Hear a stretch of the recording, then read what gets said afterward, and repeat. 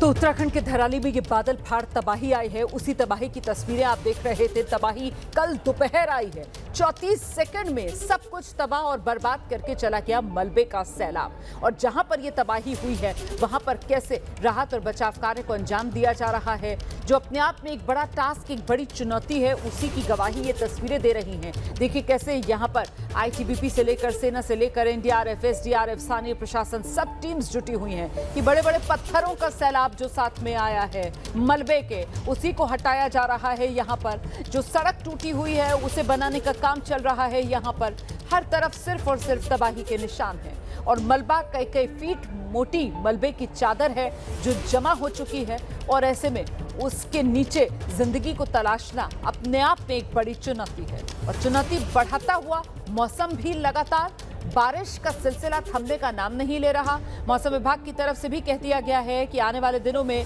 अभी मौसम का मिजाज खराब ही बना रहेगा। सीधे आपको लेकर चलेंगे, हमारे सहयोगी बलराम पांडे धराली के रास्ते में हैं। धराली पहुंच नहीं पा रहे क्योंकि जिस रास्ते से धराली पहुंचना है वो रास्ता ही टूट गया है और वहां रास्ते पर मरम्मत का काम शुरू हो उससे पहले तो जो पत्थर और बड़ी बड़ी चट्टानें आकर गिरी हैं, अभी उन्हीं को हटाने का सिलसिला जारी है। जानते हैं बलराम पांडे से अभी की स्थिति क्या है। बलराम, कितना समय और लगेगा, ये रास्ता कब तक क्लियर हो पाएगा? बलराम पांडे।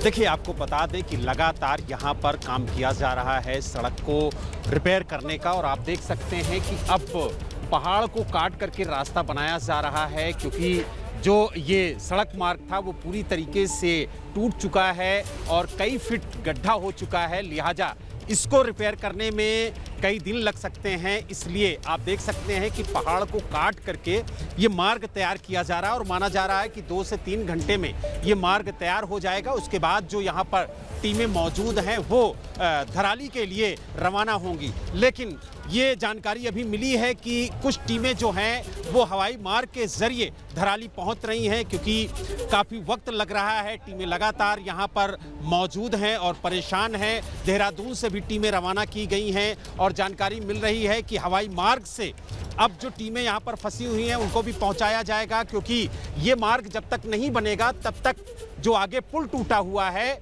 वो रिपेयर नहीं हो पाएगा, क्योंकि यहीं से सामग्री जाएगी उस पुल को रिपेयर करने के लिए।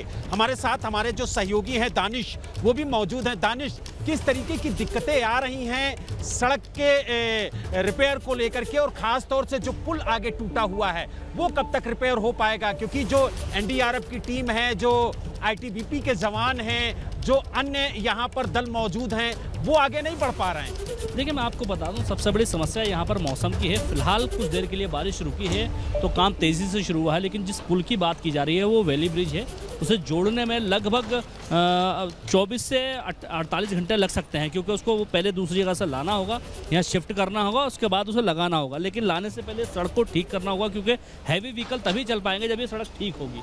फिलहाल सड़क को तोड़ने का काम जारी है, लेकिन जिस तरह से पहाड़ी से पत्थर मोटे मोटे और आ रहे हैं, तो जैसे हमारी बात BRO के अधिकारियों से, उनको कहना था कि देखिए हम इसको काम को कर तो रहे हैं, लेकिन भरोसा नहीं है कि ऊपर से चट्टान दोबारा से आए और दोबारा से रास्ता बंद हो जाए, क्योंकि लगातार बारिश हो रही है। बारिश रुकने के बाद या अमूमन देखा गया है कि जो लैंडस्लाइड है वो तेज़ी से होता है। अब बारिश रुकी है, चटक धूप निकल आई है, तो ऐसे में लैंडस्लाइड का खतरा पहले से ज़्यादा बढ़ गया है। दूसरी बात, जो टीमें आनी थी देहरादून से, कई टीमें वहां पहुंच भी चुके हैं हेली के माध्यम से, और कुछ टीमें अभी रास्ते में हैं जो वहां पहुंचने वाली, क्योंकि जगह जगह पर मार्ग अवरुद्ध है और मार्ग रुके हुए हैं। ऐसे में लोगों को वहां तक पहुंचने में काफ़ी दिक्कतें आ रही हैं। लेकिन जिलाधिकारी और SSP देर रात ही वहां पहुंच गए थे और उन्होंने वहां जाकर के निरीक्षण किया। जिलाधिकारी से हमारी बात हुई, जिलाधिकारी ने कहा कि 400 से ज़्यादा लोगों को हमने सुरक्षित वहाँ पर निकाल दिया है और उनको रेस्क्यू। जानकारी ये भी मिली है कि कुछ जगह जो पानी का स्तर है वो बढ़ गया है, इसलिए जो उस जगह पर रह रहे लोग हैं उन्हें भी सुरक्षित जगहों पर पहुंचाया जा रहा है, ताकि जो मंजर कल देखा गया उसकी तस्वीरें दोबारा देखने को ना मिले। बिल्कुल, देखिए, जिला अधिकारी ने यही कहा कि जो हमारी सबसे पहली प्राथमिकता है कि यहाँ से उन लोगों को दूर हटाया जाए जो असुरक्षित हैं। उनको सुरक्षित जगहों पर पहुँचाना बेहद ज़रूरी है, क्योंकि जलस्तर लगातार बढ़ ही रहा है नदियों का, क्योंकि लगातार पहाड़ के ऊपरी हिस्सों में बारिश हो रही है। जैसा मौसम विभाग ने पहले से ही कहा है कि 10 तारीख तक लगातार बारिश होगी, तो ऐसे में लोगों को सुरक्षित जगह पर पहुंचाना पहली प्राथमिकता है प्रशासन की। तो सबसे ज़्यादा ज़रूरी है लोगों को सुरक्षित जगहों पर पहुंचाना। इसके लिए लगातार प्रशासन काम कर रहा है। अभी तक 400 से ज़्यादा लोगों को सुरक्षित जगहों पर पहुंचा दिया गया है, जैसा जिलाधिकारी ने बताया, और लगातार रेस्क्यू जारी है। अभी आर्मी की कुछ टीमें भी मौके पर पहुंचने वाली है, क्योंकि चिनूक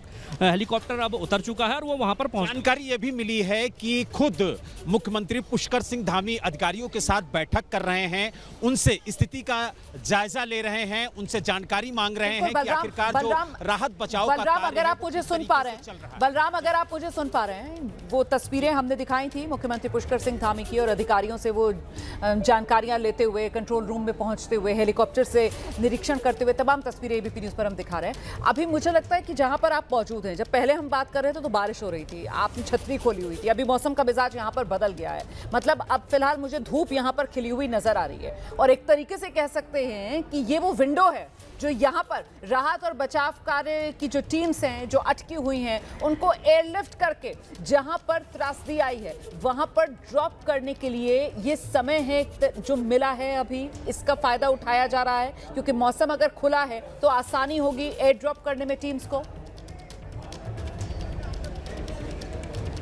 बिल्कुल, देखिए, हमने आपसे पहले भी कहा था कि लगातार यहाँ पर बारिश हो रही है, जिसकी वजह से जो सड़क मार्ग को रिपेयर करने का काम है उसमें दिक्कतें आ रही हैं। लेकिन अब धूप खिली हुई है और मौसम बदल चुका है, और आप देखिए कि इसीलिए जो काम है उसमें तेजी भी आई है, और लगातार जो सड़क को रिपेयर करने का काम है वो तेजी के साथ किया जा रहा है। हालांकि लगातार राहत बचाव के कार्य के लिए जो टीमें हैं उन्हें हवाई मार्ग से भी भेजने की कोशिश की जा रही है, और माना जा रहा है कि जब तक ये सड़क पूरी तरीके से बन करके तैयार होगी तब तक काफ़ी तादाद में, चाहे वो एनडीआरएफ के जवान हों, चाहे सेना के जवान हों, या फिर जो एसडीआरएफ के जवान हैं या आईटीबीपी के जवान हैं, उनको हवाई मार्ग से धराली भेजा जाएगा, ताकि वहां पर जो रेस्क्यू का कार्य है उसमें तेजी लाई जा सके। क्योंकि लगातार और जो खबरें मिल रही हैं धराली से, अभी जो खबरें मिल रही हैं धराली से, बलराम पांडे, उस पर क्या जानकारी सामने निकल कर आ रही है? ये खीर गंगा नदी थी, और ये खीर गंगा नदी में कल जिस तरीके से मलबे का सैलाब आया, क्या माना जाए धराली गांव ये इसी खीर गंगा नदी के दोनों तरफ बसा हुआ, और पूरा एक हिस्सा इस मलबे की चपेट में आकर या तो बह गया या फिर धंस गया, दब गया।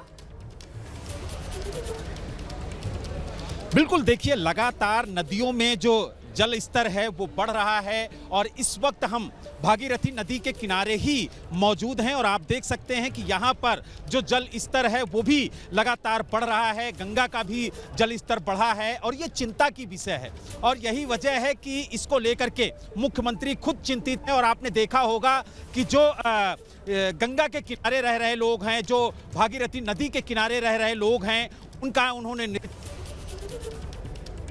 उन्होंने निरीक्षण किया, और उसके बाद उन्होंने अधिकारियों को चेतावनी दी कि इन लोगों को सुरक्षित स्थानों पर शिफ्ट किया जाए, और इसको लेकर के लगातार जो अधिकारी हैं, जो सेना के जवान हैं, वो काम करते हुए नजर भी आ रहे हैं। हालांकि ड्रोन के जरिए भी पूरे इलाके पर नजर रखी जा रही है, और आप देख सकते हैं कि ड्रोन उड़ा करके यहाँ पर जो अधिकारी हैं वो नज़र रख रहे हैं कि और कहीं तो इस तरीके की सड़क क्षतिग्रस्त नहीं हुई है, वहाँ पर भी काम करने की ज़रूरत तो नहीं है, क्योंकि जो मार्ग है वो पूरी तरीके से बंद हो चुका है, आगे कोई जा नहीं सकता। इसलिए ड्रोन के जरिए आगे का निरीक्षण किया जा रहा है, ताकि ये पता चल सके कि आगे कहीं तो जो सड़क है वो टूटी तो नहीं है।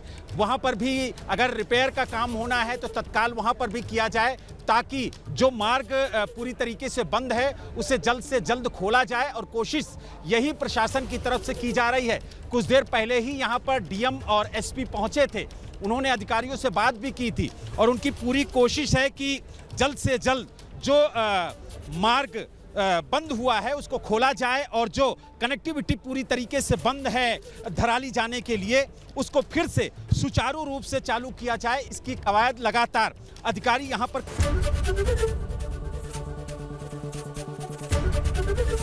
एबीपी गंगा, खबर आपकी, जुबान आपकी।